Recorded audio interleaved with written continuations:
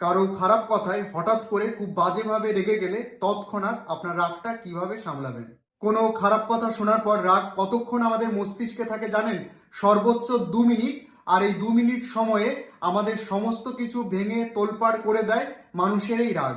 রাগের বহিঃপ্রকাশ অনেকে খুব খারাপ খারাপ নোংরা গালাগালির মাধ্যমে করে, কেউ নিজের শরীরে আঘাত করে, কেউ অন্যকে আঘাত করে, অনেক সময় কেউ রাগ নিজের মনের মধ্যে পুষে রেখে দেয়। নাম্বার ওয়ান, আপনি যখনই খুব রেগে যাবেন তখনই জাস্ট একবার ভাবুন আপনাকে যে কথাটা বলা হয়েছে সেইটা কতটা ঠিক কতটা ভুল।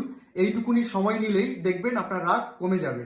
নাম্বার টু, চেষ্টা করবেন স্থান পরিবর্তন করে অন্য কোথাও থেকে একটুখানি হেঁটে আসার। নাম্বার থ্রি, আপনি চেষ্টা করবেন উল্টো দিক থেকে 10 থেকে 1 পর্যন্ত গোনার। নাম্বার ফোর, লম্বা লম্বা শ্বাস নিন এবং আপনাদের প্রত্যেকের মূলমন্ত্র হওয়া উচিত রাগের ওই যে মেইন 2 মিনিট সময়, ওই সময়টা যে কোনোভাবে কন্ট্রোল করে আপনার বড় রাগটাকে